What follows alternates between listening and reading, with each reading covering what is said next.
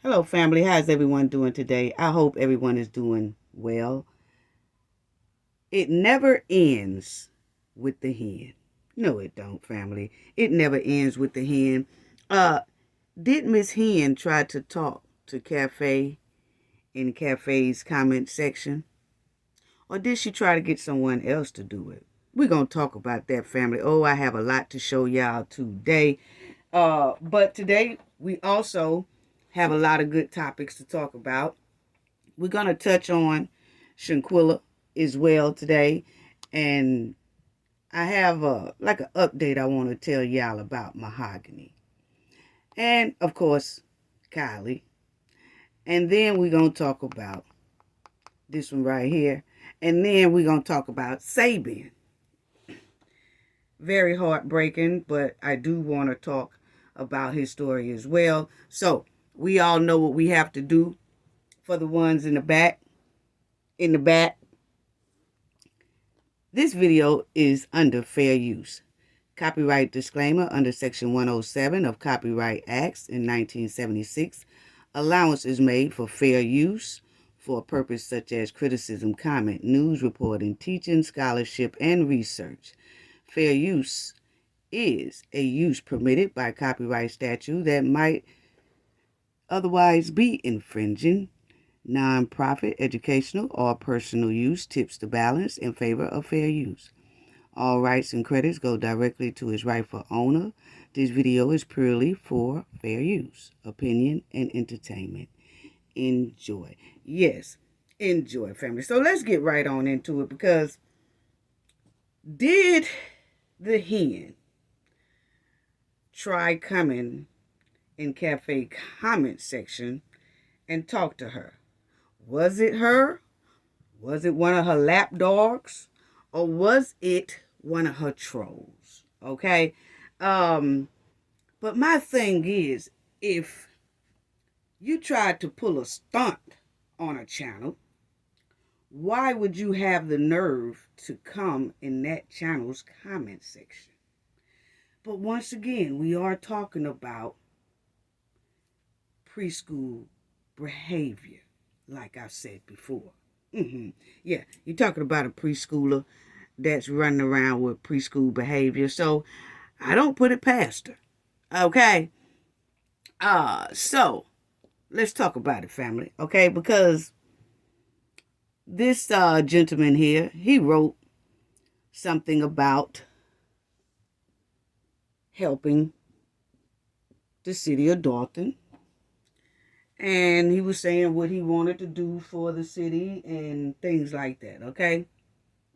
So then you'll see next to it, it has the logo of the city village of Dalton, okay? And then you see in parentheses, they have Mayor Tiffany A. Henyard, okay?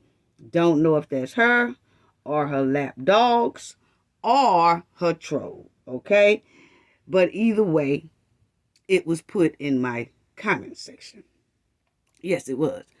And so as this man was talking about he's going to help the city and he wants to help the city, he's just waiting on somebody to step in and get, things done about Tiffany, then he wants to put in money. He says he's kind of wealthy to do that, okay?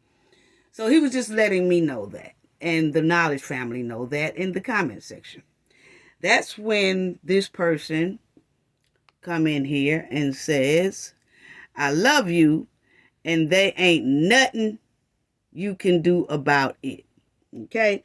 Now, I know people might say, well, no, that might not be her because of the way the words are spelt, okay?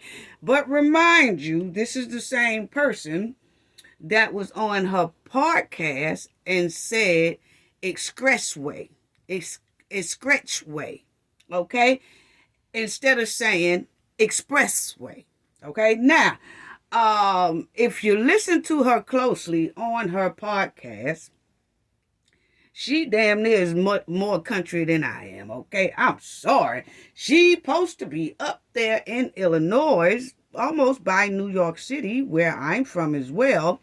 And you have a little proper accent. And even if you missay a word, it still sounds kind of proper. In her case, she sounds like a country bumpkin. Okay, I'm sorry. Let's just call it what it is.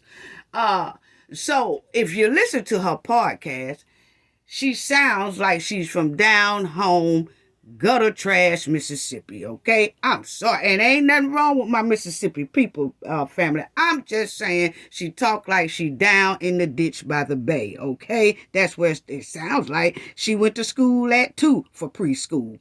Now, so when I seen the nothing you can do like a McMuffin, I kind of, you can't say it wasn't her, because that's how she do pronounce her words, because she was trying to expose Mr. Larry. We're going to talk about that too.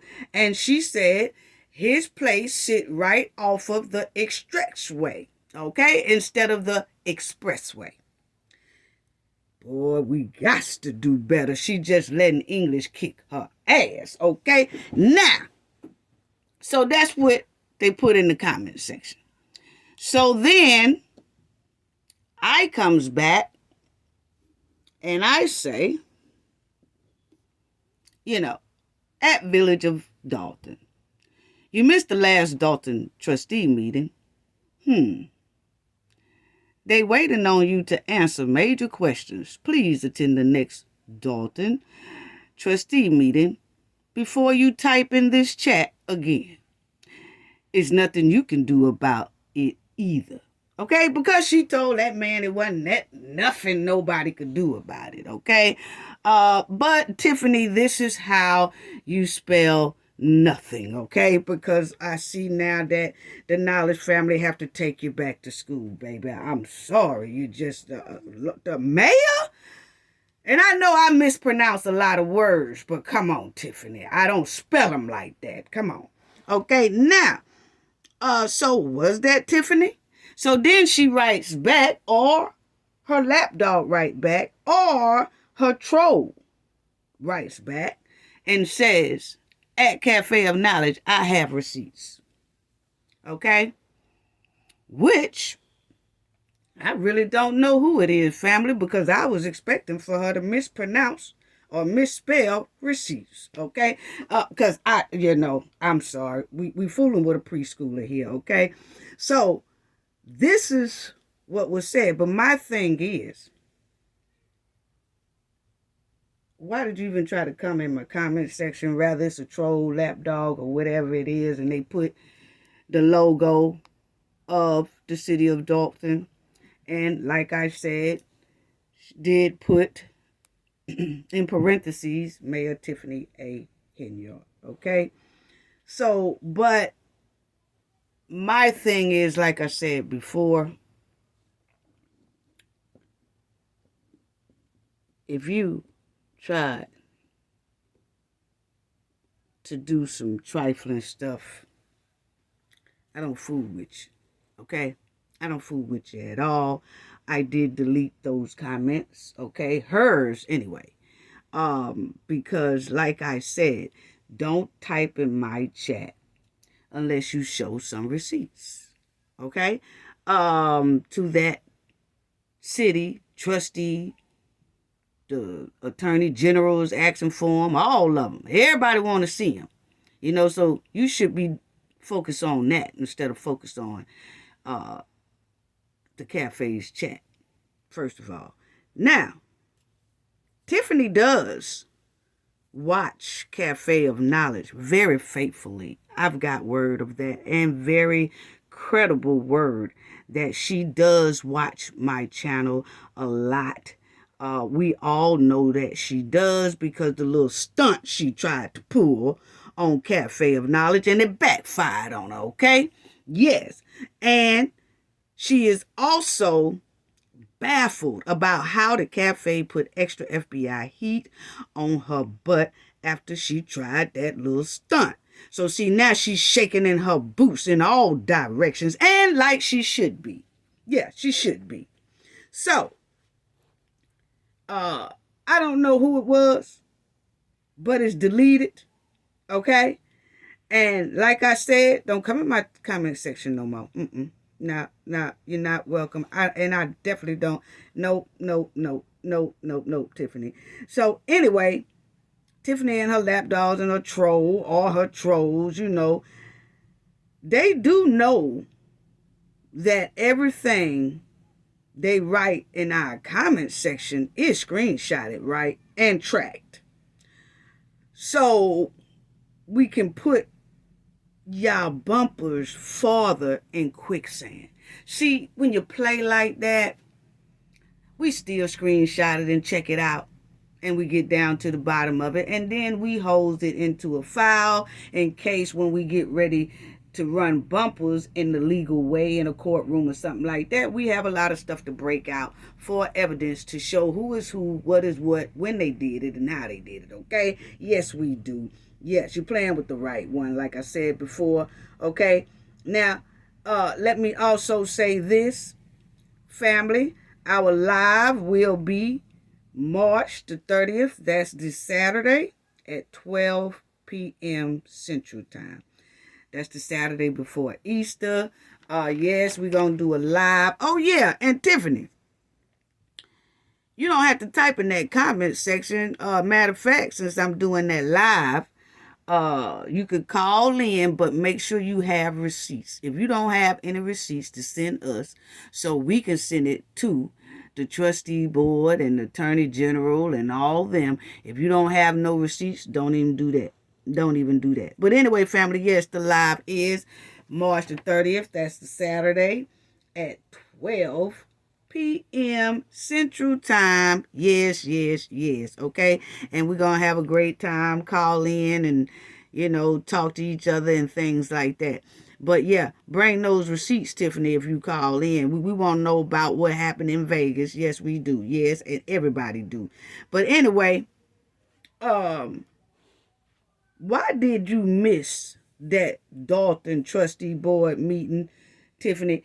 Family, Tiffany done missed the board meeting. Now, see, the heat done got so hot on Tiffany till she has missed her important trustee board meeting that they had scheduled this past week. She didn't show up. Why is that? Why you didn't show up, Tiffany? Why didn't you show up? She was a no-show, family. She was a no-show to the trustee. Now, she making the podcast episodes, but she can't attend her own trustee board meeting like a mayor is obligated to do. See, you be everywhere else doing everything. Why didn't you sashay your ass in that trustee meeting at Dalton? Huh? Why you didn't do that? You know that everybody was waiting on you. You was supposed to go in there and answer major questions about where is the city money. You was supposed to produce receipts. You was also supposed to discuss what happened in Vegas and the accusations that your assistant that you let go of, that you fired, because she had accusations of the R word. So you were supposed to have been discussing all of that at that trustee meeting. But for some reason, you wouldn't show up to that. But you would show up to your podcast and try to expose the residents. Oh, I'm getting on that too. And word on the curve down there in Dothan, because see, we got eyes and ears everywhere, and words on the curve is you was shaking in your boots and sweating. Yes, allegedly. You was shaking. That's why you didn't go, because you know the heat is hot. That's why you didn't show up at that meeting. You are your flunkies. Why you and your flunkies didn't attend that meeting? Why you and your goons didn't attend that meeting? Why didn't y'all go? But see, word on the curve is y'all somewhere behind the scenes trying to come up with a plan to save all y'all butts. Y'all trying to come up with a beautiful scheme.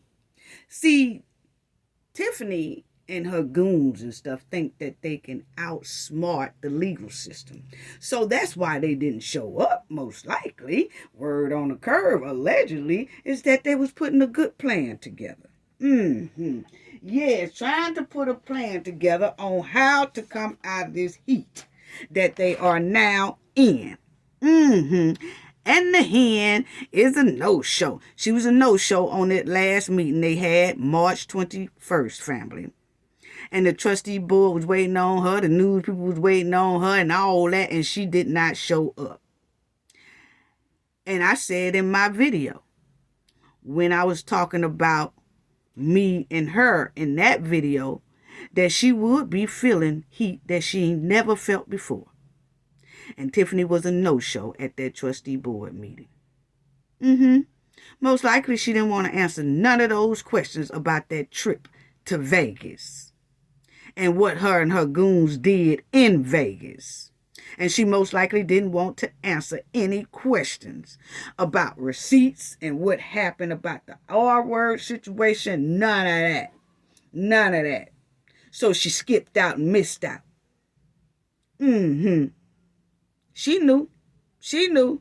And she most likely knew that it was going to be some undercover people probably sitting up in there at the community trustee board meeting, you know, dressed in regular clothing, just to see what's going to come out of her trifling mouth so they could write it down.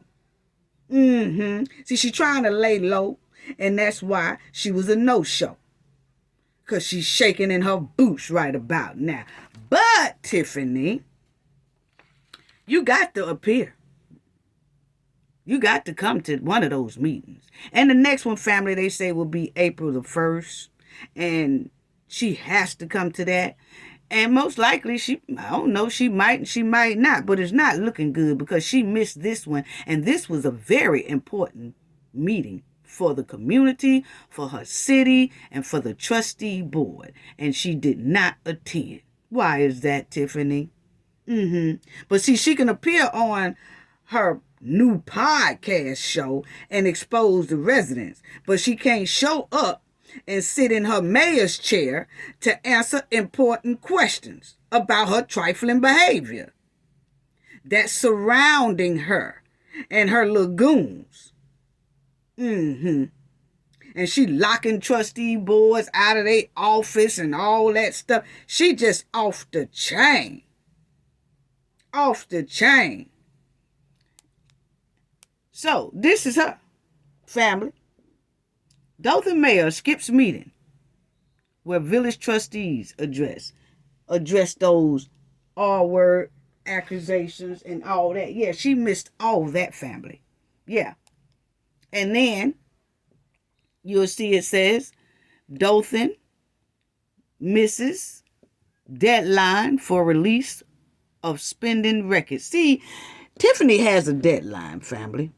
And the city of Dothan has a deadline that they were supposed to have been given the Attorney General's office in Illinois all of their receipts of where this money has gone. And they gave her a deadline to turn that stuff in, and she did not turn it in on the deadline that the district attorney asked her to do. So there's more hot water, and another reason why she most likely didn't come to that trustee board meeting, because she knew she was past due with the district attorney as well.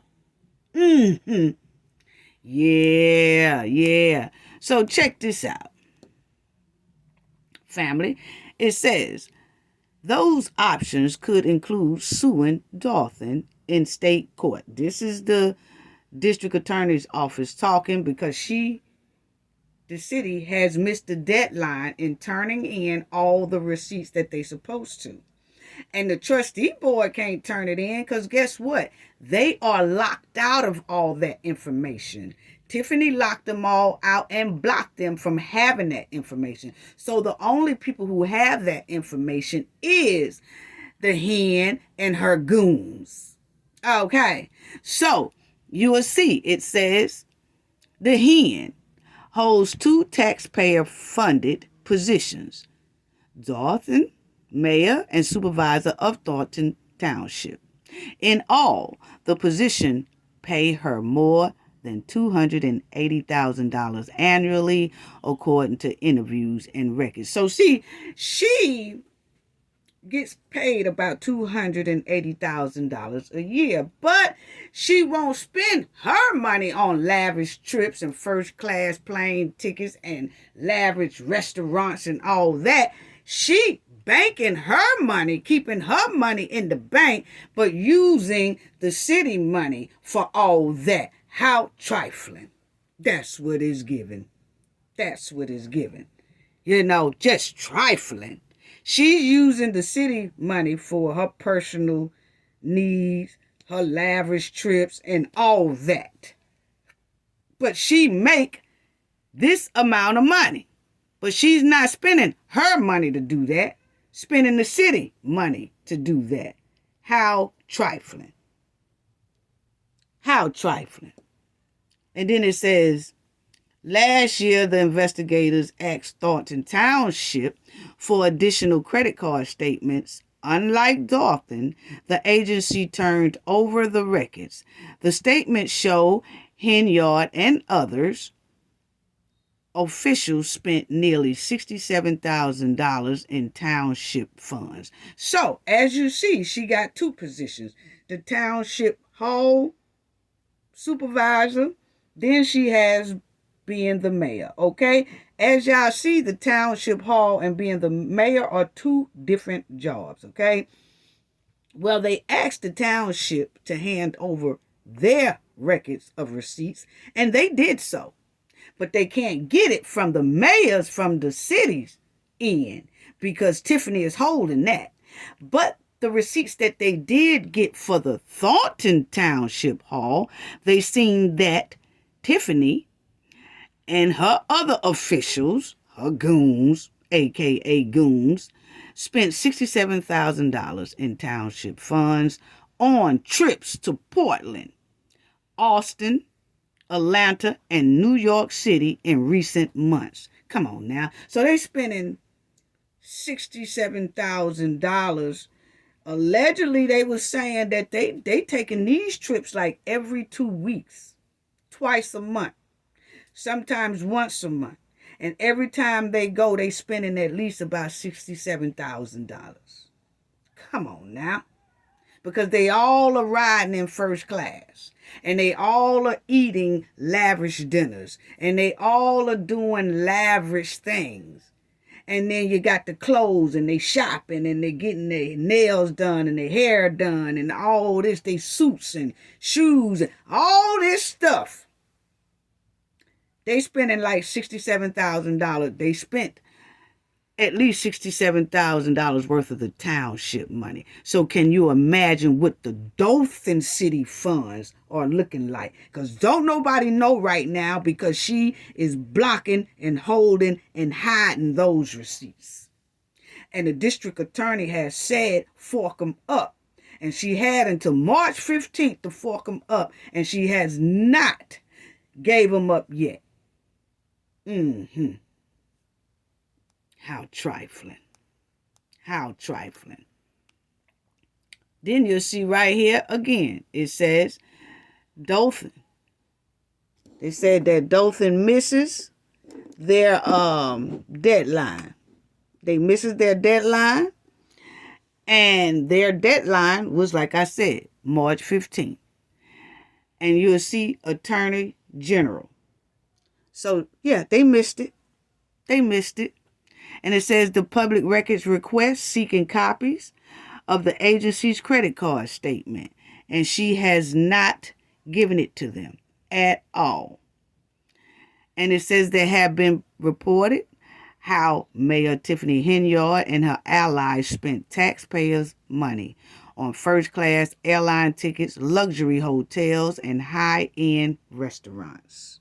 Yes, they did. Yes, they did. And they don't care. They don't care at all. They don't care. And then you'll see right here, family, where it says Attorney General orders Dothan to release spending records, and she hasn't done it yet. The village had until March 15th to comply, but it still has not released the records. If the village does not comply, our office will consider all available options, a spokeswoman for the Attorney General said in an email. So see, Tiffany is just going further and further down in the drain. Yes, she is. She has not returned the Attorney General's requests, and she's ignoring it as if these people are playing with her. She thinks she can outsmart them. That's what that is. She really do. She think that if I don't give it to him, it'll go away. She thinking that if she don't talk to the FBI about this R-word alleged situation, it'll go away. She really do think her and her goons are smarter than everybody, even the legal system. Boy. Then you'll see it says, you'll see it says, Senior Trustee Jason House said the board has evidence Henyard misused village funds, credit cards, made payments to vendors that were not approved by the board, refused to pay vendors' invoice, and has stamped the village clerk's name on payments without authorization. Do y'all hear that? That is fraud. They said this hen has been stamping the clerk's name on stuff without that clerk's authorization. That's basically frauding someone's signature for real. That's a crime. That's a big crime within itself. That's just like forging a signature of somebody else. Yeah. I don't think a lot of people know she did this, but this is in their article. It says here that she has stamped the village clerk's name on payments without authorization. Unbelievable. Unbelievable. The resolution also accused Henyard of issuing checks without the needed countersigners. So she's just doing it all. She's just doing it all. There are so many things. This person here said, family, that there are so many things that she has done to people will be in shock. They haven't let it all out yet. But they do say there are many things that have not surfaced to the public, and the public do not know yet. If you think you're in shock, just hold on, he said. So that means it's some more stuff that they haven't even let out to the public because they know that she might try to cover it up and all that stuff. So it's some things they are telling the public that what we need to know because they asking the public for help. They asking outside agencies for help. They asking for help. But it's some things that they have as evidence they haven't even released to the public yet. And they said it's very damaging to her. But I could tell you what is very, very damaging is when they said she is stamping the clerk's name on things. She is stamping the village clerk name on payments without authorization. That's a clear no-no. That's a clear no-no. What is going on with this woman? And then they said her and her lapdog Keith Freeman are bullying the fire department. Yeah, they say they bullying the fire department, family.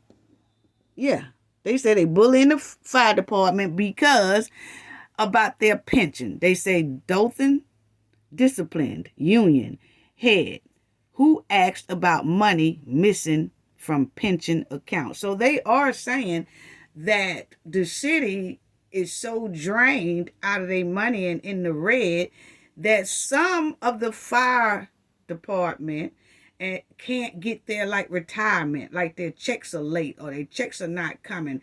Pension plans are not being awarded to these people. That's sad. Come on now. And they said that her and her lapdog, Keith Freeman, is bullying the fire department of the village of Dalton. That's sad.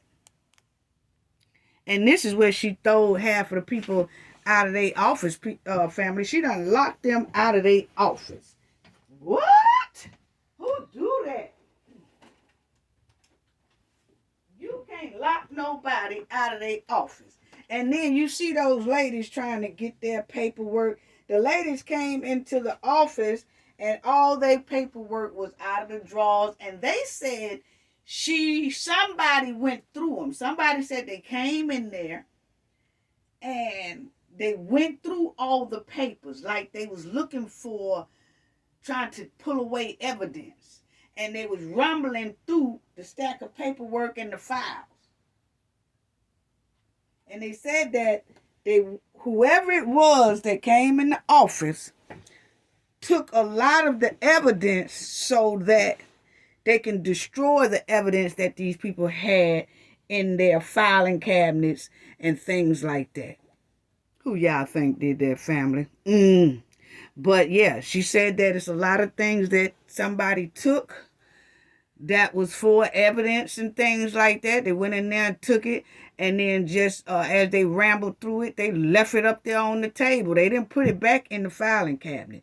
Then these ladies, workers, employees that work for City Hall said that they are locked out of City Hall, that the mayor and her goons will not unlock the City Hall for them to work. So she's basically done locked them out of their office. Come on now. They can't work in their office, so they holding meetings and everything in any establishment that they can kind of get to, like a gym or something like that. But it's not being held in the City Hall. All city officials should have access to the City Hall. Well, she has locked it and told them, she done locked them out of their office, done locked them out of all that. And y'all gonna tell me this lady ain't dangerous at all? Come on now. Come on now. You know, that's sad. And y'all will see right here, she was a slumlord back in 2016, 19, way before she became a mayor. She had a bad attitude, and these people knew it too. And that's another thing, you know, we are speaking up for the residents in Dalton, but I'm going to tell you one thing. When everybody helped the city of Dalton come out of this, please don't get back in this position again, because we ain't going to do nothing but talk about you. We not going to help, because after all this, everyone should know better by now and how to pick a mayor, because this ain't it. But anyway, Tiffany ran a house that she rented out to this lady. And that house, she's a slumlord, basically. She don't take care of nothing, let the house go down. And this lady and her kids was in the house with the growing mold was out of control and all that. And she said that the mold also grew on her daughter's shoes and is all over the side of the house, which is owned by Dalton trustee Tiffany Henyard. That's when she was on the trustee board. She was not a mayor at that time. She was doing illegal stuff then. But for some reason, she was elected to get put in that mayor seat. We got to be more careful and got to do better. Yes, we do. And this lady here said it was terrible. She said it was terrible. She said it was just off the chain terrible. A woman said, all are connected when it comes to serious issues with the house she is renting in South Suburb, Dalton. Okay, so she was in the suburb area, and Tiffany was her landlord, and the lady had leaky roof, window sills. She said she reached out to the hen for 2 years about the problem that are making the house unhealthy to her and her children, and she questioned if the Dalton trustee who owns the house could be trusted. Now, you see, that was back then, 2016, 17, 18, 19, up in there.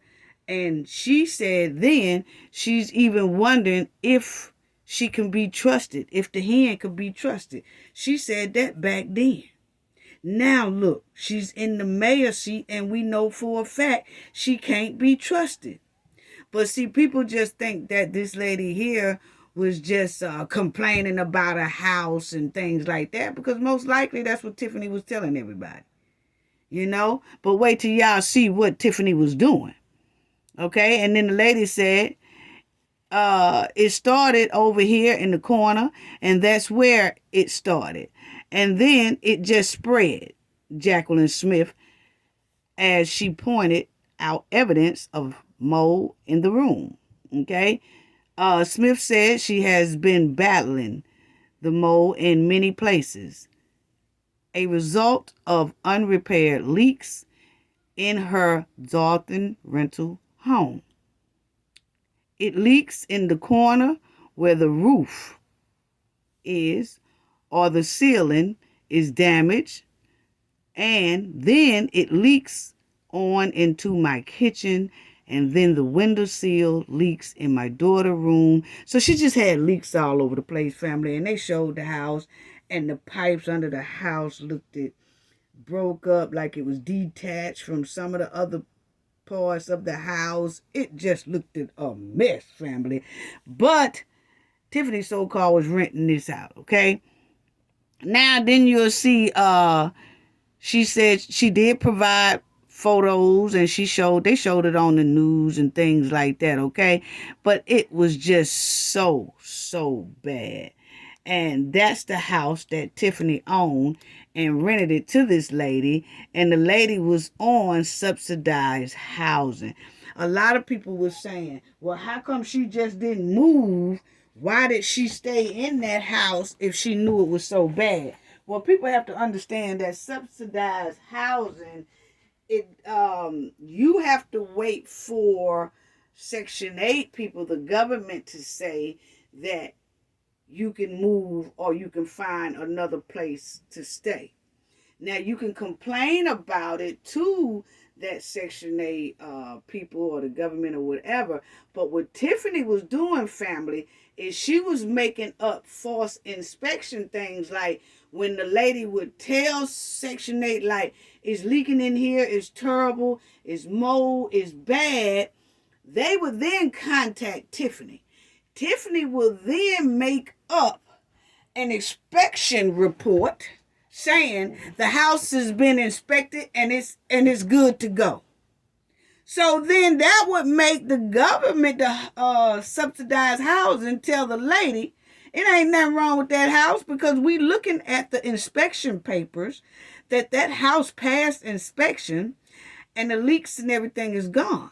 Well, Tiffany will send somebody over there. That lady said Tiffany had somebody to spray oven spray to get rid of some termites and stuff like that. What? I told y'all this girl is working on preschool education. That's what the lady said. Now, I'm just going about what the lady said. Allegedly, the lady said that Tiffany sent somebody over there to fight termites or something like that, and they used oven spray. What? But anyway, so that's how that goes. So see, Tiffany was sending in, because remind y'all, she worked at a trustee board. She works for the city. So she was able to get somebody to say, hey, say my house passed inspection. And she sent it in to the subsidized housing people. And that way, the lady can't really move. And they said Tiffany collected over $38,000 off of like Section 8 subsidized housing when that lady was in there. And then finally, when this lady talked to the news, that's when the Section 8 subsidized housing realized Tiffany was lying all along on those inspections. Yeah. So then they allowed the lady to come out of that house and live in a hotel, and then they was paying for her a hotel for a couple of months, and then after that, that was it. They didn't pay for that anymore. I guess they found her another place to stay. That was in 2019 or whatever, so, hope the lady and her family are doing well now, but that was the situation. I just wanted to tell y'all about her being a slumlord, okay? But they did put a note all around that house saying it's unlivable. That's how bad it really was, but she was making up false inspections sheets and sending it in saying, ain't nothing wrong with that house. That house is past inspection. But really, it wasn't passing the inspection. She just got somebody to do that for her. So, see, she was doing that, and she did that when she was a trustee board member, not even a mayor yet. So she shouldn't have definitely been in that seat, according to these reports. Wow. But some kind of way, she slipped herself up in there, family. She slipped her way up in there, But the house was deemed not livable. Not livable at all. That's sad. And then she wants to expose Mr. Larry on her new podcast. See, and the hen tried to embarrass Mr. Larry on her new podcast. But she was the real embarrassment to me on her podcast. She talked about how this man, was running an underground club, but he's supposed to have been having a U-Haul / candy store or whatever, but he don't have his license, and the city ain't let him get his license because he was running an underground boom room, rather, like a underground club, okay? But see, my thing is, she talked about this man to the public to humiliate him, intimidate him, and to embarrass him to the public, and actually retaliate against him by doing this to him on her podcast. She did it on a slick tip. You not slick, Tiffany. I seen straight through your tactic. Yes, I did. That was a goon tactic that she did. See, a lot of people was like, well, he did come out and say something about her, so she had the right to say something about him. Not a mayor.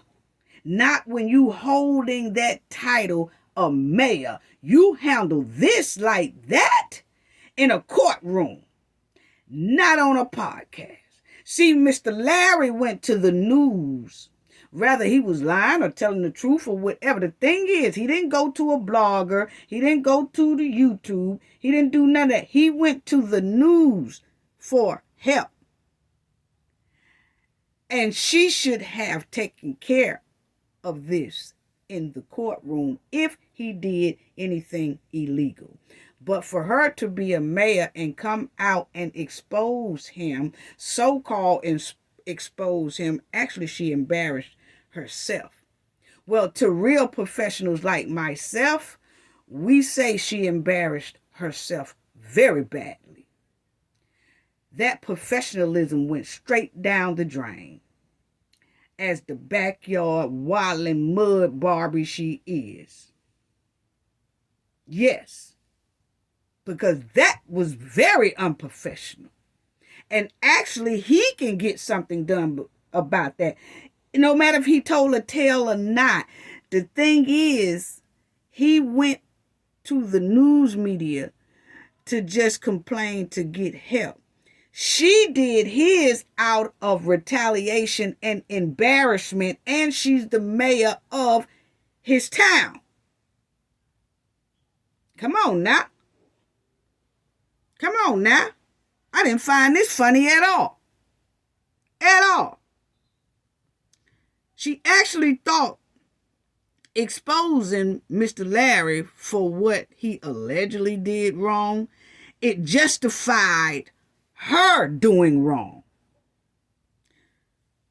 What this man did still don't justify your ass taking luxury trips, spending the city's money, going through the taxpayers' dollars and spending it on your personal rendezvous, and spending the tax dollars on your tangled up wigs and your family members and your boy toys and your parties and your events and your around the world lavish trips, and draining the city dry, spending all their money.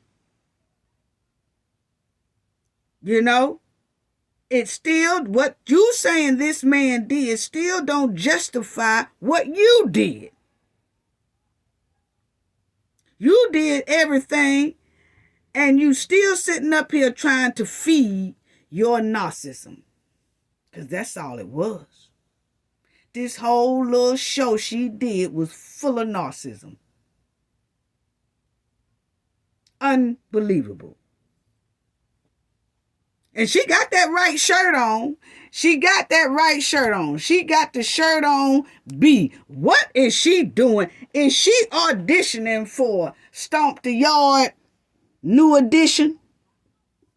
Because she running around with this here letter B. She got the right shirt on with the B. Backyard Barbie. I told y'all that was her name, and she got the B stamped clean on her. I told y'all. Why is she wearing this shirt that looked like she auditioning for Stomp the Yard, the new 2024 edition? What is this?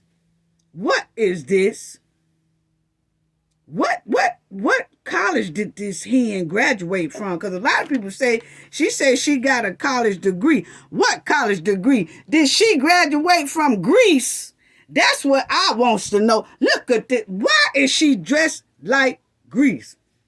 This is the word, is the motion, and Greece is the way we are feeling. Yes, we feeling like Greece right about now with this here old shirt on. Why is she wearing Greece / Stomp the Yard shirt to be a mayor? She couldn't find a two-piece suit, nothing. A nice blouse with ruffle in the middle of it. If you gonna do a show as a mayor, please, who is her stylist?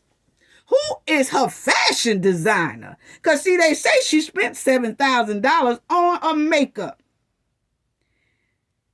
person to do her makeup. So if she gave her makeup artist $7,000 and it didn't help a bit of good, look at her. You spent $7,000 on that. Goodbye. I know she spent $7,000 on this. Baby, my grandbaby could have did that better than that. She could have fixed you up way better than this. Put you some curls in your head and all that. She done spent $7,000 on makeup that didn't change a damn thing. Come on now. Come on now. I can't wait till they put, they need to do something to her. Somebody need to get her up out of that chair so bad. I'm so tired of this mud while in here and I don't know what to do. Now, she trying to expose this man here on her podcast who is speaking up and requesting outside help. And she trying to bring danger and harm to these people because they're speaking up. And she's putting them on her podcast, calling herself Exposing Them. That's not right. That's not right. And She's doing it. She's trying to do it in a slick way, but I see straight through it. Because as a mayor, she was not supposed to do this like that. She was not. And that's why I'm riding her bumper. She put Larry on her new podcast and said he wasn't running a legit business. And that's why she took his license, or what? That's why his license is revoked and all that. Stop the cap. That's what I say. Stop the cap, because I did see the man. Okay, I'm not saying what he did is right. She showed where the police went in there, and Mr. Larry, who's supposed to be running a U-Haul / candy store, have a club in the back that he opens up at about 1 o'clock in the morning, and they party up until 7 o'clock in the morning, okay? And she said he doesn't have license and not authorized to do that, but he did it anyway. That is wrong. That is, breaking the law. I understand that. But Tiffany was messing with this man anyway. She was messing with this man anyway because he wouldn't play ball with her. He wouldn't play illegal ball with her. That's what that was, And I can see that when he's trying to do things right, if they took his license, because he said he had been out of his license for a minute, okay? This party here I seen, it looked like the date was on New Year's Day. So it looks like he threw a New Year's Eve party, and it do look like he's running an underground club and should not be running that underground club. But my thing is, she has put these businesses in so much financial hardship to then they start breaking the rules. So it started with her breaking the rules because she is really hounding and doing these business bad and putting them in financial hardship by not renewing their license or revoking their license. So instead of them letting their business go under, some of them, like Mr. Larry, probably converted to doing something illegal just to make ends meet because they can't get a license. And now when they caught him doing the illegal thing, it makes it a little bit harder for him to get his license even more. But it all started with the wildin' muddin' hen who was stopping everything from the jump when they was doing stuff illegal. I mean, when they was doing stuff legally, she was hounding them and messing with them because they wouldn't donate to her trifling funds. So, do I condone what this man did? No. But she does have a history with harassing businesses that do not contribute to her campaign, her charity, or to her own personal pocket. And if they don't play ball with her, she makes it hard for those businesses. And you cannot do that. If they don't want to donate or give you nothing, you can't just shut them down because they not playing ball with you. That's illegal to do. So when you shut somebody food and livelihood down, sometimes they do convert to going another route that's not a good route. Okay? And you have some business that will just close down and shut down, and she just ruined the business because of her selfish, savage ways.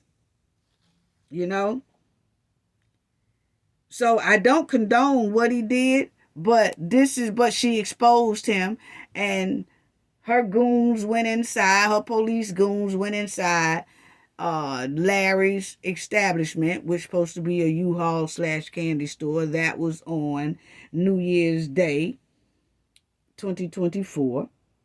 And it looked like he was running a U-Haul business, but then if you go behind these doors, that's when you see a club break out with turntables, mixing things, and the crowd back there, and a big establishment where they party and music loud. Now, Larry had it going on in the warehouse back here. He had it going on. He wasn't supposed to.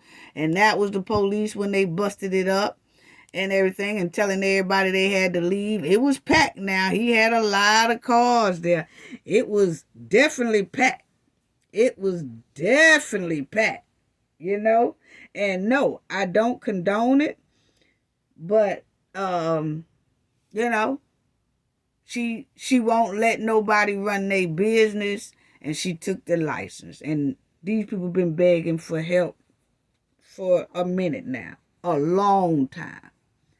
But it's just now catching on in the news, and it's getting more hotter, and the heat is getting on her a little bit more. But she has caused a lot of businesses to go under. And it's sad because most of those businesses been there for a long time. And she come along as mayor, and because they won't donate to her, she has shut down a long history worth of businesses. Businesses that been going for 10 and 12 years, she done shut them down within a month because they won't give her money. So, you know, it's not right, but he did it. But hey, she crooked herself. She crooked herself.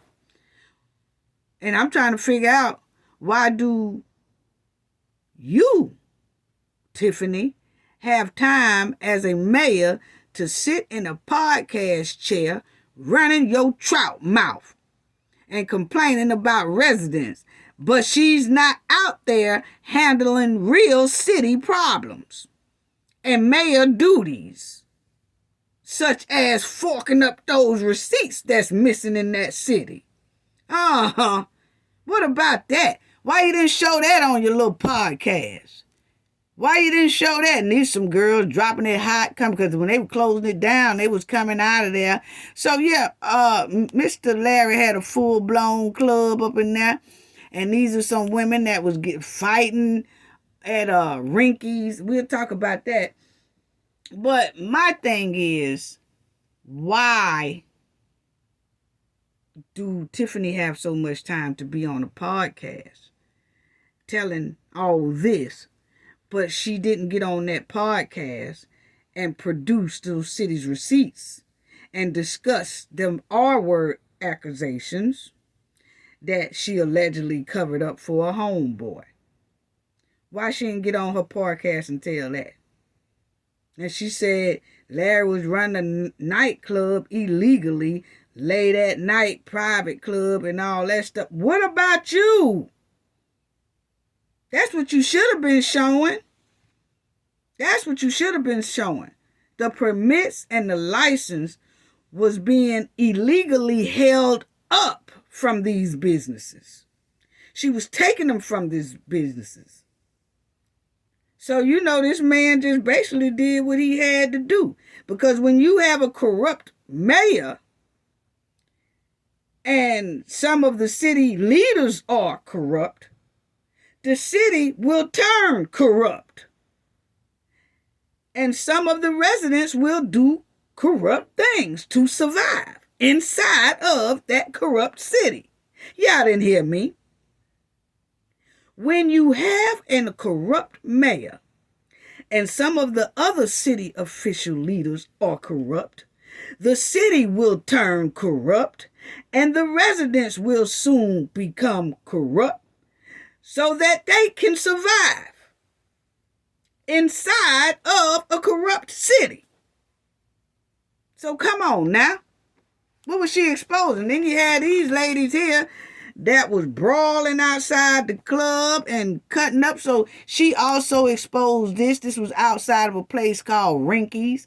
And she was exposing how, they have, she closed another business down named Rinky's. This is it. It was a bar, but she said that they have a lot of, they had a, brawl on the outside of there or whatever.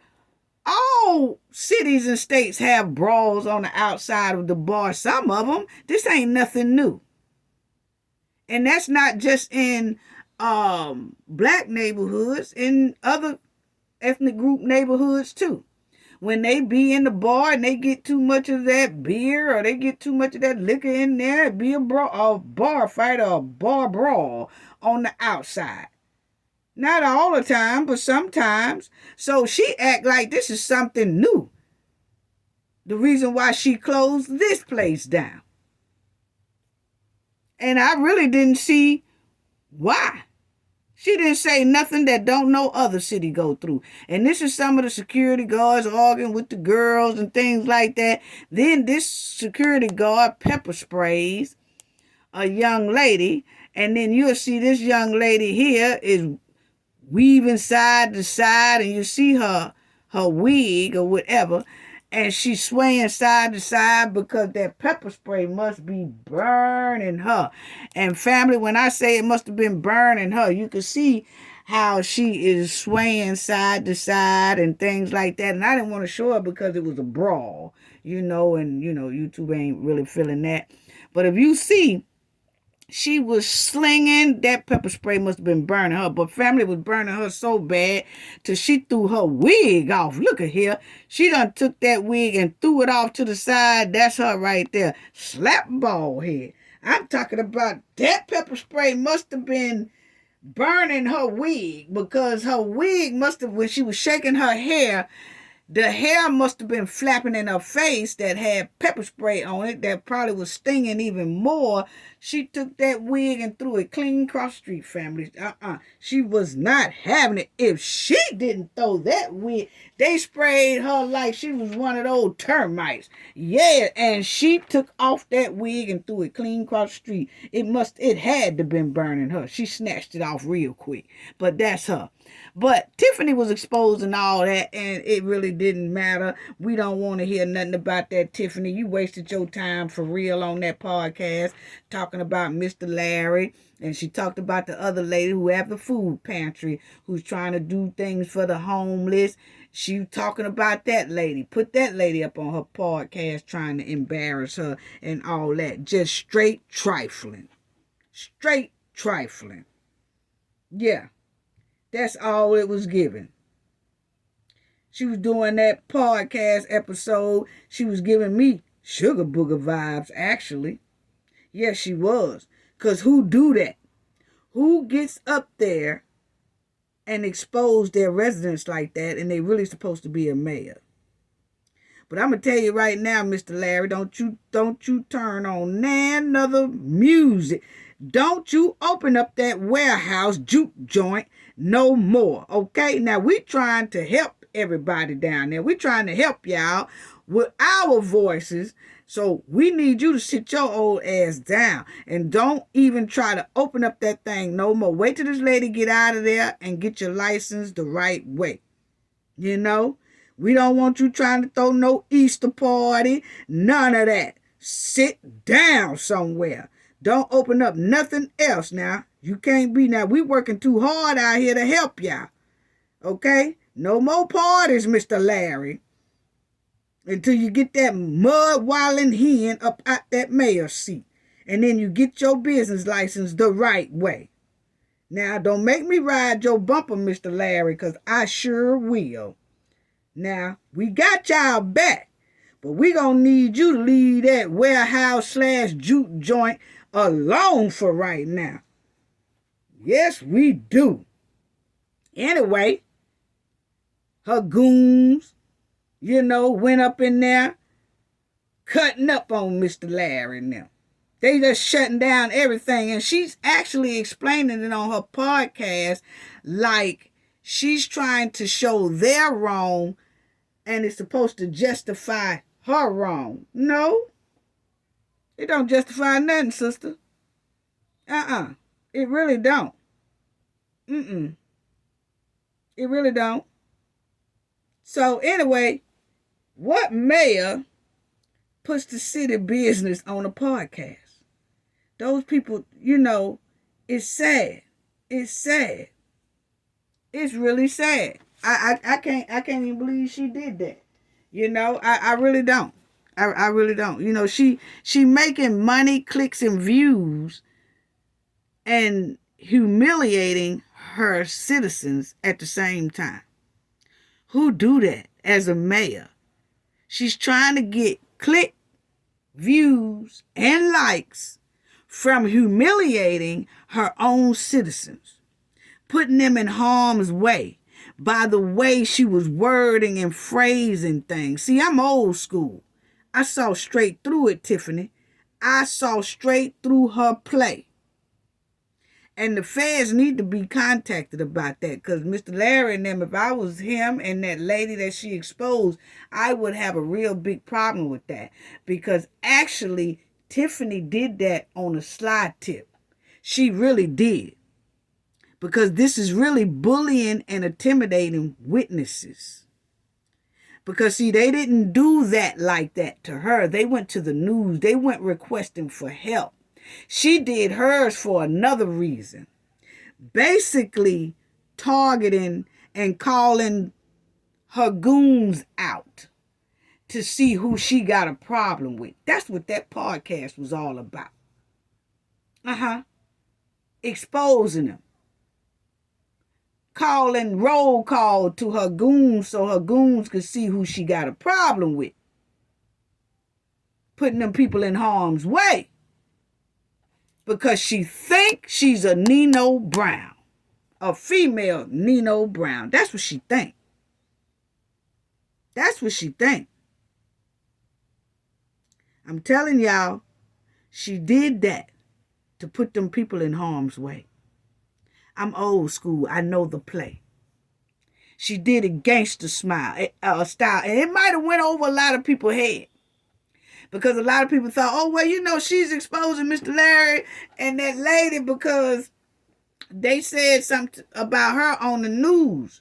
Well, it's a certain way a mayor's supposed to handle that. But the way Tiffany did it in her podcast, it was calling them out, it was humiliating them, and it also could cause them to be in harm's way. Because now people know who she got a problem with, definitely, by her talking about it. See, I'm old school. See, that was a goon call. That was a goon call. Yeah, I got a problem with that. See, let me tell y'all about Mr. Larry. So since he wanna, he wanna say that, let me show y'all what it, let me show y'all what it do. Then she started talking about the lady. Let me show y'all what it do. What? You doing a goon call. You ain't slick. Exactly what it was. You know? But you wasn't on that podcast telling everybody about that deficit you got going on. You wasn't on that podcast telling everybody why you hired that tricycle chaser. You didn't do that. You didn't tell everybody on that podcast about that alleged R-word situation that happened in Vegas. Why you ain't tell them about that? You ain't tell nobody about your rundown house that they labeled no living conditions. It was so bad. You didn't get on that podcast producing no receipts. You didn't get on that podcast telling nobody about your goon chief that got all these troubling history behind them. This low-budget hen wanted to expose Mr. Larry Rinkies and that lady who's trying to do a good deed to the community by feeding the people for free. Really? That's what she doing. And then basically did an undercover goon call. See, I'm old school. I know what it was. Yes, this young woman, all of them was out of control out there, having a little brawl or whatever, but that happens in a lot of different states and cities, okay? Yes, it does. I mean, come on now. And you around here acting like Nino Brown. And you retaliating against your residents and threatening your community and displaying illegal activities on the job and off the job. riding around in your tie hole like a female crime boss and all that. You ain't told none of that on that podcast. Why is that? And this hen gonna call the residents a public nuisance when all the time she the biggest nuisance of it all. The city and the residents and the business and bill collectors, you ain't nothing but an inconvenience and a nuisance. You a nuisance to the bill collectors because you ain't paying them, and you a nuisance to the city and the residents. So how you got room to call somebody a nuisance? You an inconvenience too, and a danger to the community from what I look at it, because you sat right up there on that podcast and you did a goon call. That was a goon call to me. I'm sorry. Y'all call it what you want to call it. I call it a goon call. It wasn't nothing cute, wasn't nothing funny about what she did. But she could do all that but couldn't come to their trustee board meeting. You know, on her podcast exposing the pantry lady. Her and her goons. There they go. She exposed this lady right here. Nicole Scott. She's the food pantry lady. She put her on her podcast. That's her podcast right there. Talking about this lady. Talking about how she's not getting, she can't get her building running because there's a lot of things that the lady has to do to get her business running. The lady said, look, she just holding up my progress. And basically because she has a personal problem with this lady. What the personal problem is, I don't know. But she holding up that lady progress to get that pantry up and going. She's just standing in the way, being a bully. That's all. She most likely wants to run that lady business or something like. It's something going on. She keep holding that lady business up for no reason in the world. And she put that lady on her podcast to expose her. A goon call. See, you got to be from the streets. You have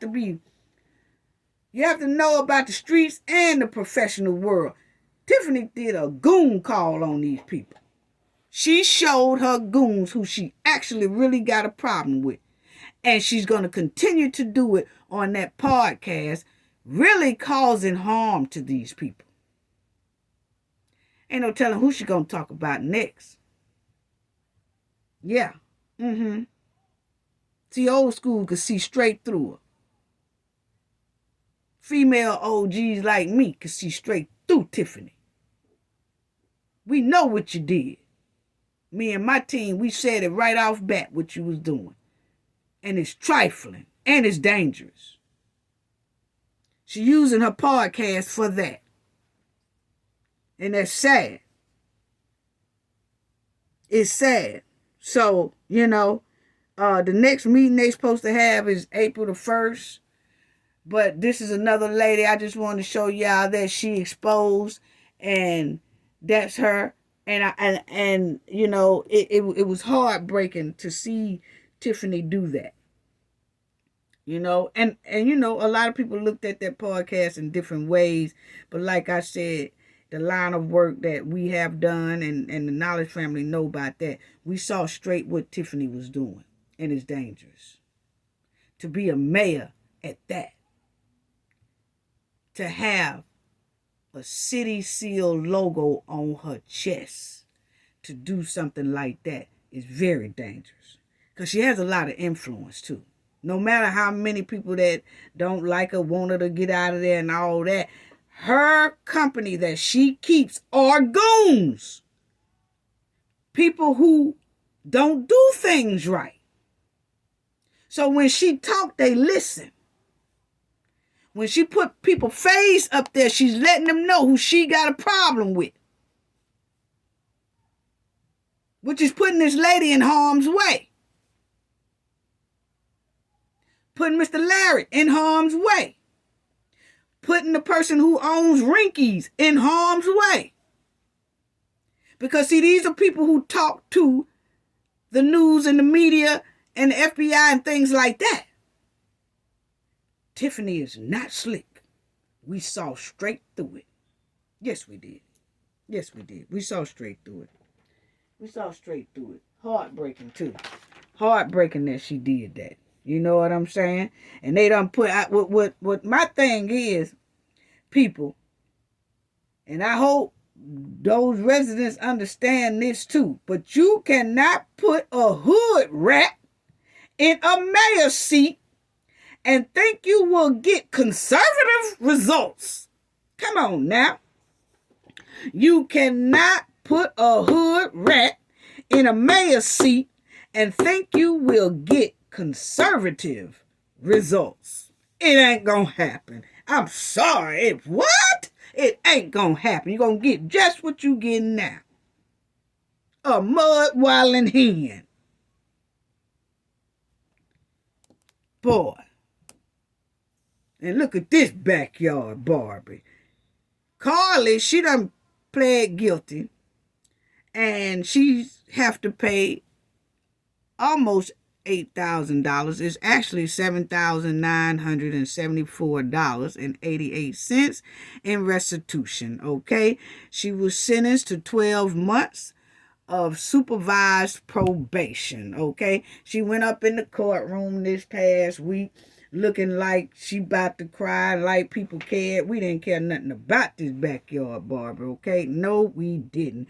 And they got her doing community service as well, and she has to show evidence of continuous mental health counseling, like she's getting counseling for what she got going on, okay? But she sashayed down that street into that courtroom like she was a Hollywood star with an attitude.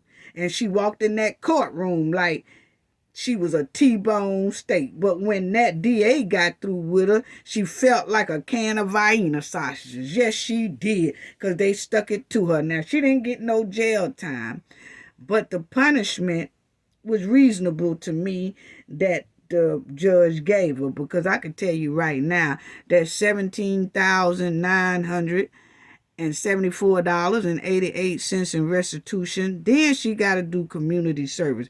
Community service in Alabama is not no joke. Let me tell you, that means she could be liable to be assigned to clean the roadways, byways, and highways and all that. Or she could work in a store, in a warehouse. They'll have her stocking shelves all day and all that. And she got a lot of community service to do. Okay, so then she's on 12 months supervised probation. So yeah, she gonna hate she did that. But my thing is, I didn't feel no sympathy for Carly at all. And then it was her and her lawyers. No, because she looked it like she really wasn't sorry. She looked like she thought she was on and popping. And she only fake cried when the DA was asking for her to get jail time. Then she started acting like, oh, I'm sorry, like she wanted to cry when she heard the jail time. But up until she heard that word jail time, she was acting with an arrogant attitude. And she tried her hardest to play on the judge's sympathy. Yes, she did. So I don't care nothing about Carly, you know. But one thing she said in her apology letter that kind of stood out to me. She said this right here while she was standing there looking like she was fake crying. But she said, I wish I had cried for help in a different manner. What? That's what she said when she was reading the apology letter, but she was reading it. Somebody had to write it because it didn't come from the heart. You could, in my opinion, somebody wrote it for her, because she had to read every piece of word on there. She didn't look up and say nothing from the heart. She just read the paper and then put the paper to the side, and that was it. But one thing she had in there is, I wish I had cried for help in a different manner. What kind of different manner? Because she didn't say, I wish I had cried for help in a different manner, like going to seek professional help or something like that. She just said, I wish I had cried for help in a different manner. What kind of different manner? Was that hurting somebody else, or not doing what you did and then just did something to somebody else? I mean, what is it? I didn't like that at all. And for some reason, I feel like Carly is not, she's going to wind up in jail because she wasn't sincere. And something tells me she's going to break the probation. She's going to break the rules that is set for her to do. Because it was nothing sincere that I saw in her or her statement or her posture, the way she was acting inside that courtroom. I think she gonna mess up that probation. Not too long. I don't think she gonna get through it, because she never once to me showed any real sincerity about she's sorry. No remorse at all. The whole time.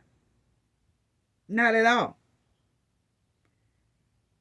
Not at all. She didn't have no tears. She sniffled a lot. I just want to say, but no tears at all. She didn't have one tear come down her face. Not one. Not one tear. And I want to talk about this young man.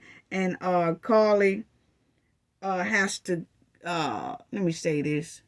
Carly has to report back to the judge October the 16th of this year. And the judge said he will check on to see what she did with community service, how much money she paid on her restitution, and how far she coming along with community service, and see the state of her health issue she got going on upstairs in the brain. Okay. And so now I want to talk about this brother right here, Sabeion. Okay, because this is heartbreaking. Sabeion is 23 years old. A home owner finds him buried in their backyard. Rest in peace, brother. This story here hurt me. But anyway, let me get right on into it. But he been found, and he was missing ever since like February the 23rd. And he was just found this here past week on the 18th, I believe. They found him in the backyard. This is him. He has a kid and everything. I think he have a couple of kids, but you'll see that the sister of 23-year-old Sabeion, Dowell, reported him missing February 23rd, according to reports from the Jacksonville Sheriff Office. She hadn't heard from her brother, also known as Say. Okay? Man. In a few days, police said she hadn't heard from him in a few days, family. I'm just kind of heartbroken about this. Y'all will see why in a minute, but his sister said that he's never been reported missing before. I've never not known where Say was at for a long period of time, the mother of his child wrote on Facebook. So the mother of his child said that he don't go missing this long without letting them know something. His sister said the same thing. They was all out looking for him. Yes, they was. They was looking for him day in, day out, As you'll see on March 13th, Jacksonville police were called to a home about a body being there and buried in the backyard of their home. And this is his sister writing, the hardest goodbyes are the ones you don't see coming, the ones you don't plan or could ever imagine happening, his sister wrote on Facebook on March 18th. Okay. Wow. this would happen, family. Somebody was cleaning the house. They was remodeling a house, okay? Renovating a house. The owner, and he had some workers around there working in the house, helping him remodel this house, because I guess the homeowner was gonna sell the house, like some type fixer-uppers or whatever you do. I don't know, but that's what they was doing. They was fixing up the house, okay? And one of the workers, two of the workers went out. The lady said it was her and her son who were working on remodeling the house, went out in the backyard to see what else they needed to do. You know, do they need to cut grass, or what do they need to do in the backyard? And then they see like a foot or something coming out of the ground, and they automatically knew that it looked like it was a person, okay, that was back there, buried. So they called the police. And as y'all see about the women, I just hope that everything gets resolved. My reaction to this is just crazy. This is the lady who found him, because as you see, they said that it was a foot sticking out of the ground, okay? And then the lady was so hysterical, and she was like, I would never expect this, especially at a house that I am working at. That's what the workers told the news people, that they was, remodeling it and renovating the property, and they just went out there to see what they need to do or what they need to pick up in the backyard and things like that. And there they saw that. Okay, they saw Mr. Sabeion down there. And you'll see the lady says, me and my son we both was here, and we were just looking around trying to see what else we need to do to the house. We put new windows and new kitchen and bathrooms, okay? Just trying to make it right for the next homeowner. The homeowner, who did not want to be identified, said, I want to offer my condolences to the young person or to the person they found at my property. No family at all should have to go through that at all. And then it says, that's the first thing I want to say. No family should have to go through that at all. I don't know who that is. I don't know what the situation is. That's what the homeowner said. And the police said, we're conducting more investigation at the home. Okay, so they conducting more investigation at the home. But this is what I wanted to say, and I'm not accusing the homeowner or anything like that. But I noticed that that person said, right here, I want to offer my condolence to the young person or to the person they found at my property. No family at all should have to go through that at all. But when you say I want to offer my condolences to the person or the way he got it, condolences to the young person or to the person they found at my property. That almost sounds like an apology. Like you're apologizing to that person. Like you're not saying my condolences to the family.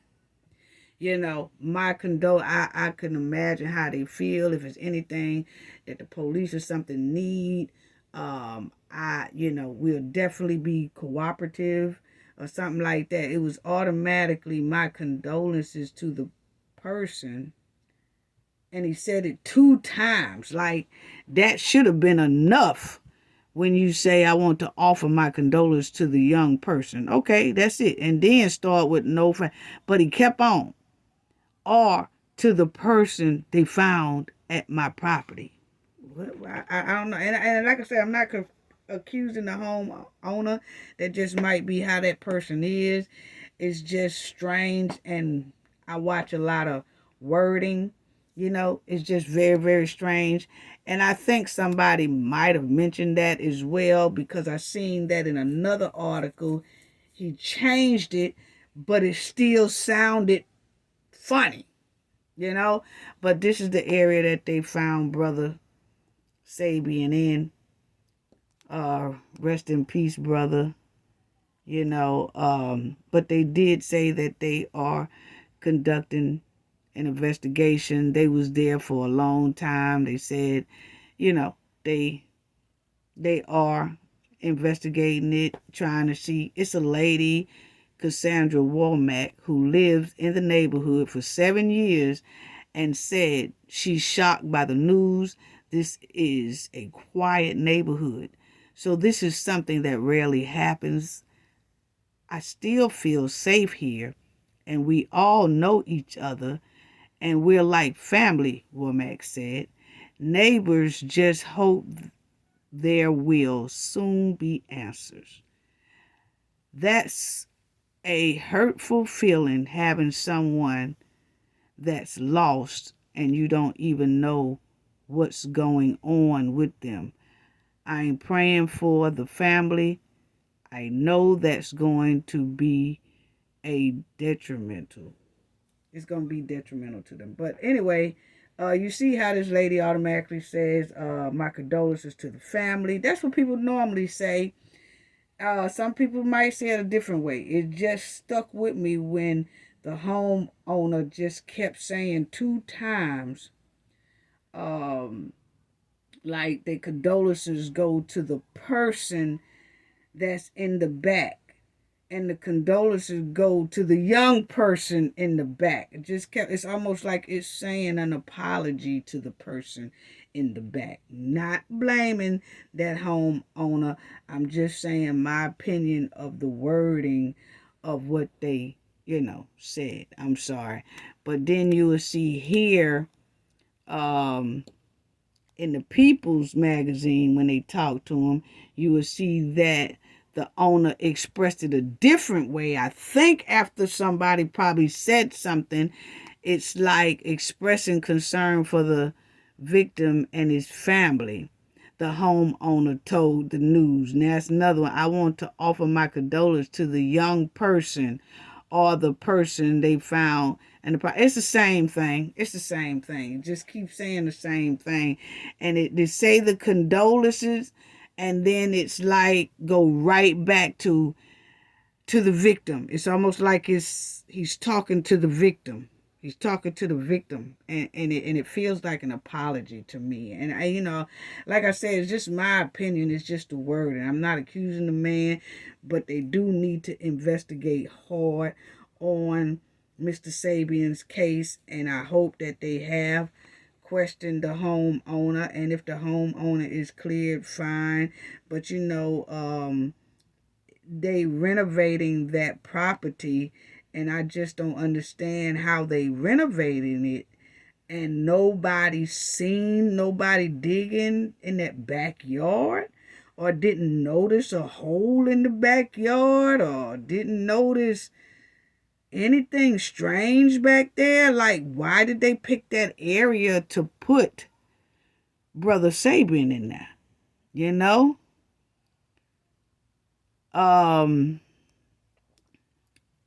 Why? Why? Why? Did he know someone who lived in that area? Like a friend, a girlfriend? What? Girlfriend? What? Did his family have any idea why he would be in that particular backyard or in that area? Who last stayed in that house? Or how long has that house been vacant? How long has they been remodeling it? I guess when the autopsy comes, that will tell. And I wants to know, did the owner know him? Because I know that I've seen a couple of reports that they said he did like odd jobs. He did help out on projects and things like that. Like he found some type of odd jobs and things like that to do. So when I heard these people, this lady say, me and my son is just working here. We're just helping remodel here.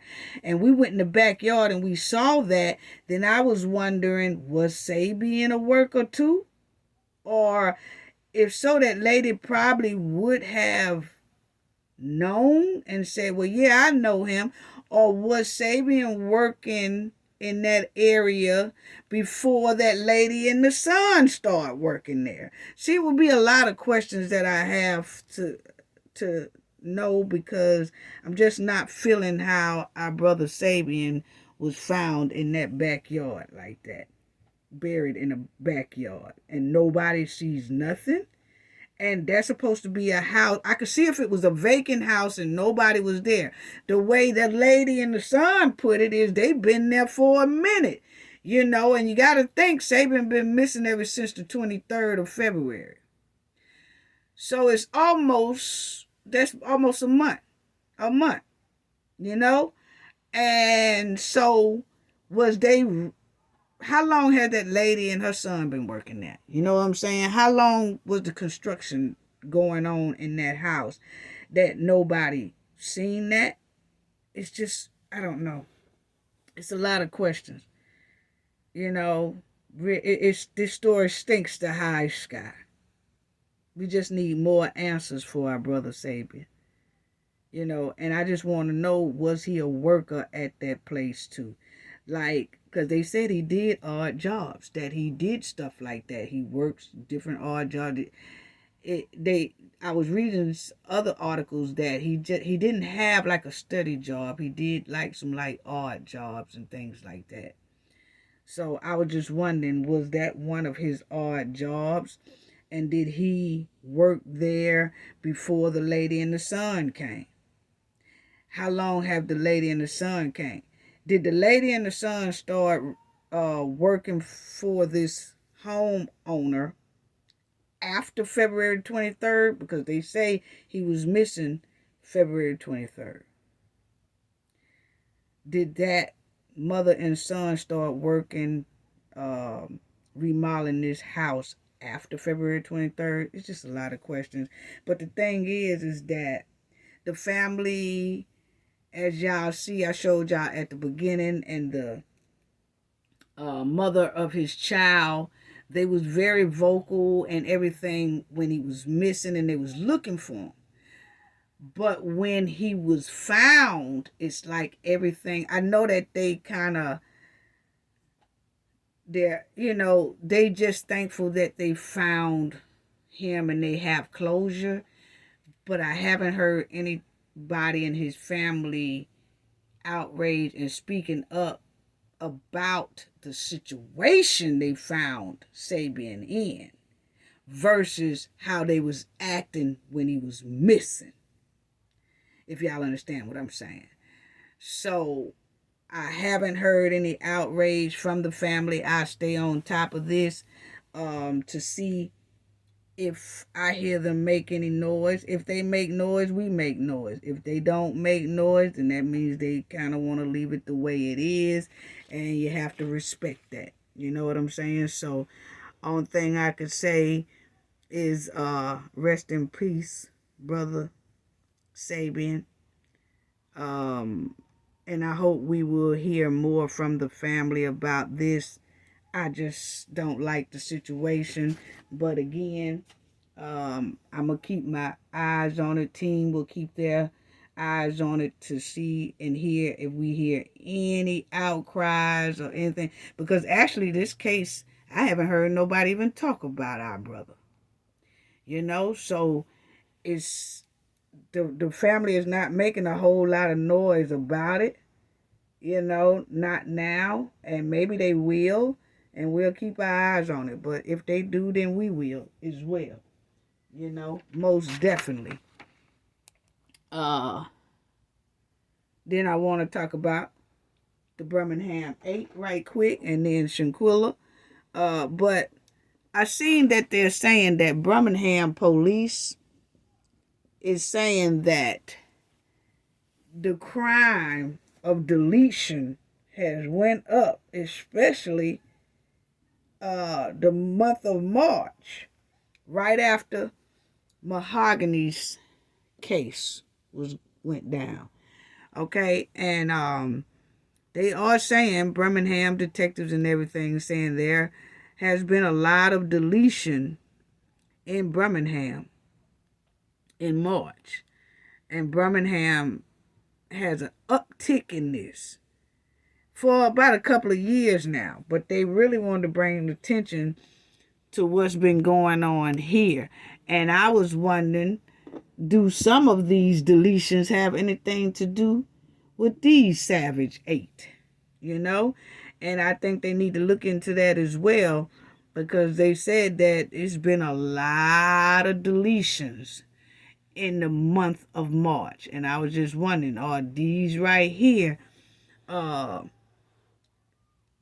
involved in some of the outside deletions? Are they making calls? Are they monitoring their jail calls and things like that? You know, because out of control. But this was the chief making a statement, and he was saying, Birmingham police chief, residents haven't had enough yet, don't cooperate in deletion investigations. And what he's saying, that people don't talk up enough when they see deletions happen or they know about a deletion. They not saying too much. But he did say witnesses cooperation is the main problem in solving cases, he noted.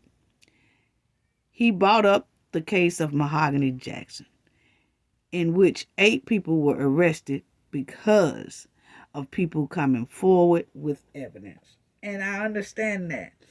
But, of course, a lot of people and police departments around the world need to understand that it's a 50-50 effort, and the people in the community coming up to the police and telling what they know and being witnesses. But police needs to think more about protection for witnesses as well. This is just my opinion, okay? Because in some DV cases and deletion cases, a person may need protection from the group or an individual or a gang of people that's who they being a witness against. A lot of people need protection. So I do understand kind of what he is talking about, but you have to understand that people need protection too, because in some cases witnesses fall victim. Think about it. Some witnesses fall victim trying to be witnesses because they have no protection from the criminals. They don't have no protection from the police, and they testifying for the police. So I think it needs to be that the law enforcement or whatever need to come together throughout the United States and find a better way to start protecting witnesses, because sometimes witnesses will come forth and then they be left swimming for themselves until the trial comes. Sometimes some of them make it to the trial, and sometimes some of them get deleted before the trial because they don't have enough protection. So I think if the police department come up with more protection for witnesses, they might find that more people will start being more cooperative. It's not that, they saying the no snitch rule or people don't want to talk. If people had the proper protection, I think they will get a lot of witnesses to start coming forth. But people don't want to be a witness, and they sitting there telling, yeah, this happened. When the police leave, that person got to walk down the street and go home, and might not make it down the street because everybody done saw them give statements. So it needs to be some type of plan for witnesses, for real. And if they do have that type of plan, then they need to let it be known more to the public that they have this type of plan for witnesses. And maybe they might have more witnesses come forward. I mean, that's just my opinion, my suggestion. I'm sorry, but it's just the way that the chief put it, like, oh, Birmingham must like living like this because they won't say nothing. Well, you have to look at, do they have the proper protection to say something? Because you have to understand, you're talking about some ruthless individuals that you want a witness to witness against. So you have to look at things like that as well. But so that's what I want to say on that. But I noticed that they did say it's been an uptick since her demise. And I was just wondering, is some of those, he said something about 28 deletions in the month of March. So I was like, is some of those deletions related to these or people that they know or people that she know? That's all I was wondering.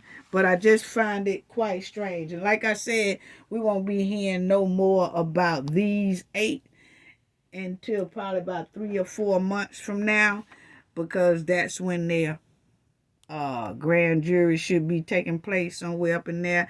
And with Shanquilla Robinson, I do want to talk about this because I want to talk about why, right quick. I got 2 things I want to talk about Shanquilla about, but I do want to talk about why did Khalil, why did you call Shanquilla mother and tell her about Shanquilla being sick or passed away? She was already passed away. But you didn't tell Mr. Robertson. Check this out. Was sick, and then she had alcohol poison. But a doctor had never arrived, so I don't know where they got the alcohol poison from. So at that time, they said a doctor was on the way to examine her, and she wasn't responding as they told me. Said she was resting a little bit, but she wasn't all the way responding as normal. So I told them to keep me informed, and I wanted to know why they couldn't take her to the emergency room. They said because they needed $5,000 cash to be seen in the emergency room. Okay, so my thing is, Khalil did the calling. Knew Shanquilla was passed away 8 hours before he called Shanquilla mother. He was just telling the tale. He was just trying to extort $5,000 from her. But my thing is, Khalil, because like I told y'all, it's a lot of things that make sense now that didn't make sense before. But a lot of things make sense now since we know about the conflict of interest. So that's why I'm bringing up a lot of things, just touching on it, because a lot of these things make sense now that we know about the conflict of interest that's buried inside of Shanquilla's case and what's stopping her justice. So when I go back to that, I hear about him calling the mother, trying to extort $5,000 and all that, and acting like, she's sick and we need $5,000 to take her to the hospital. But in all reality, Shanquilla was gone 8 hours before they even called for help. She was gone 8 hours before they even called her mother. She was deceased in the villa with them for 8 hours while they cleaned up and got everything together and dressed Shanquilla like undertakers and put her on clothes and propped her up. So when they did call for help, they then said, after they put on her clothes and all that, then they said alcohol poison. So then that's when they called her mother. But my thing is, Khalil, you called her mother. Why didn't you call Mr. Robinson, her father? Because, see, you called her And you knew that after you got off the phone with her, you could have called Shanquilla's father, but you refused to call the father. Because Shanquilla's father's name is in her contacts on her phone. See, Khalil had him and Shanquilla was best friends. So Khalil had the password and stuff to Shanquilla's phone. Why didn't Khalil go in Shanquilla's phone? He went in her phone to delete a lot of stuff out of there so it wouldn't be no evidence against them. But why didn't he, if he was so concerned and he called Shanquilla's mother, why didn't he also look at the contacts and see Mr. Robinson's name in there? Shanquilla probably had him listed as Dad or Mr. Robinson. Why didn't Khalil call Mr. Robinson? Khalil, why didn't you?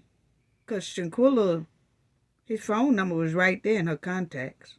You had the password to get in it to call her father, but you didn't. See, that's when you know it was a setup. That's when you know Khalil was up to no good. Because just like he called her mother and told her mother, would I just let y'all hear, he could have called Mr. Robinson and told Mr. Robinson the exact same thing. But he didn't.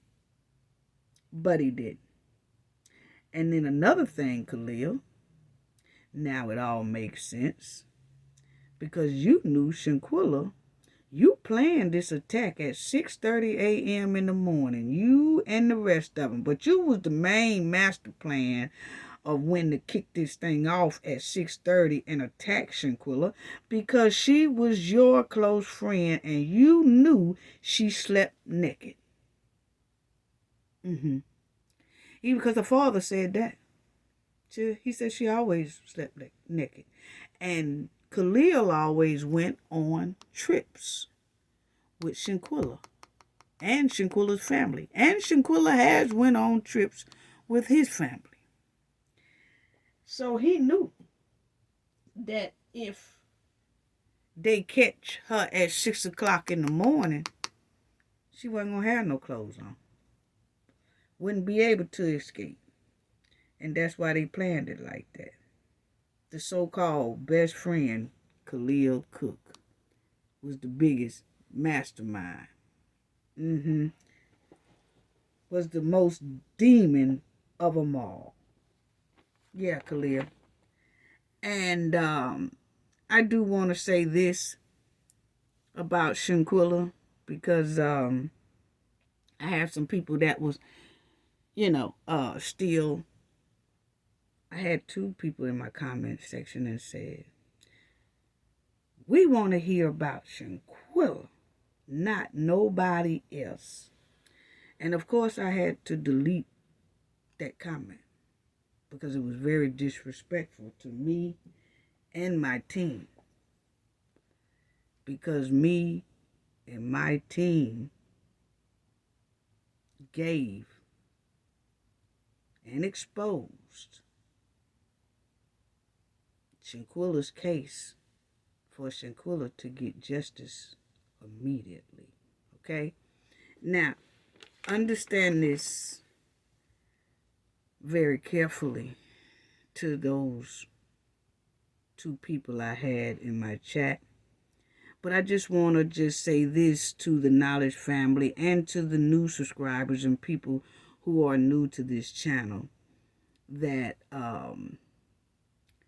Cafe have gave Shanquilla's family major tools to work with to get Shanquilla her justice immediately. See, Cafe is the one who exposed the conflict of interest that is embedded in Shanquilla's case. And I didn't stop for damn near almost 2 years until I made sure that we get to the bottom of it, and we did. And I got this baby girl her justice in the palm of her family's hand. But it's up to them to use it. Cafe can't make them use it. The supporters can't make them use it. We are supporters. We are not her family. But Cafe gave them every tool they need right now to get Shanquilla immediate justice. That's all Cafe can do. Shanquilla got her justice. We, the Cafe of Knowledge, her team, and the Knowledge family, has given Shanquilla her justice. We know we gave her her justice. But we can't make her family give her her justice. That's something we can't do. That's something we can't do. They know it. They got it. But we can't make them do it. We are not authorized to do that. Only her family. Supporters are not authorized to do that. Only her family. If her family don't want to use the tools, we can't make them use the tools. Y'all can't make them use the tools. Only her family can do that. If they make the decision not to press charges against Cowboy 6, there's not a damn thing nobody could do about it. You could be upset about it, but it ain't nothing nobody could do about it. You know? We are dedicated supporters, but we don't have authorization. We're not family to just bum rush and make her get that justice. And can't nobody make her family do it. And if so, y'all go do it. We done did our part. But you can't make a family do nothing. It's a right way and it's a wrong way. You could be upset about it, understandable, but it's nothing nobody could do. My team and myself has helped families for over 35 years now. Everybody is important to us. Understand that. I need for everybody to understand this. Everybody is important to the Cafe of Knowledge. Every case is important to the Cafe of Knowledge. A lot of families need help out here right now. And a lot of families need their stories to be heard. Just like Shanquilla's story, just like Mahogany's story, just like Ella's story. And I'll give y'all an update on Ella's story on the live. But every family is important to us. And there's a lot of families out here hurting and needing help. Just like our brother Sabeion, Dowell, who is buried in a backyard like a deceased animal. So please understand. See, my brother Sabeion need our voice. And there's so many others out here that need our voice. And we gonna give them that voice. Just like we gave it to Shanquilla. Just like we gave it to Mahogany. Just like we gave it to Ella. Just like we gave it to anybody else out here. And we'll also hit on some hot topics. But our main thing is bringing awareness to these stories and to these families that need the help and need a voice. And there's a lot of victims out here who need my voice, who need our voice as a knowledge family. Cafe and her team gave Shanquilla her justice. Whether her family use it or not, that's on them. But I'm going to keep baby girl's name alive for the next 7 months and keep her name flowing. But my higher power gave me a beautiful gift to help victims and families in need. And that's what I will continue to do. It's the higher power calling for me to do this. And I will obey that order that he gifted me with. I won't obey nobody else's order when they tell me. I don't want to hear about nobody else. I want to hear about Shanquilla. Hold, stop, pump it, hold up, wait a minute. Let me put some stank in it, okay?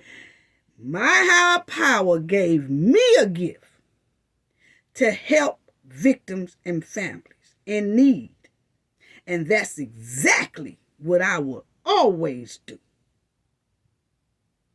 It's the higher power calling that the higher power wants me to do. And I will obey that order of the higher power, of the gift they blessed me with. Okay. Yeah. It's not about what somebody else want me to talk about. It's what the higher power assigns me to talk about. Y'all don't hear me. It's not what somebody else want me to talk about. It's what the higher power assigned for me to talk about. And what I mean by that is Cafe and her team, as we travel, as we do, I go through my tablets, I go through my laptops, I go through my phone, and I look and bam, a story pops up. And that higher power tap comes. I need you to talk about it. And that's what I obey. The assignment that is given to me. And that's what I talk about. So let's just get that understanding. Just like it's 20,000 people and families in Dothan, Illinois, begging for help. And that's why I ride the Hens bumper. Because we're talking about 20,000 people that's over there suffering, hurting, begging for the public's help. So it's not that I so much don't like the hen. I don't. But that wasn't what the assignment is. The assignment is 20,000 people over there in that city that is hurting like hell. And I have a hen, wilding hen, full of mud, that's putting them in distress and hardship. And black businesses, and some are not black businesses, just businesses, period, that has worked their butt to the bone. You got owners who has worked their butt to the bone, and she's come and basically destroyed them. So they can't eat. So they can't provide for their families. You got taxpayers out there that's hurt. So it's just not. It's about her, but it's also about those 20,000 people that's begging for help. And I'm just so glad there's so many people that's using their voice on platforms and everywhere else that is continuously talking about this so these people can get help over there in Dothan. Because we had that same person that's putting hardship on them tried to put it on the Cafe of Knowledge. And that's where she definitely went wrong. So, I just wanted to say that. Our live will be March the 30th, coming up Saturday. Live show. Call in. Have a good time. It'll be 12 o'clock Central Time. 12 o'clock Central Time, family. Love y'all. Can't wait to talk to y'all. Can't wait to talk to everyone. And y'all call in and we have a great time, okay? Thank y'all so much once again. The live will be this Saturday, March 30th, 12 o'clock p.m. Central Time. Love you all. Sending love to each and every one of y'all. Gain knowledge to prevent blockage. And we all know what that means. The more you know, the harder it is for anybody to block y'all from your goals and success. Bye-bye.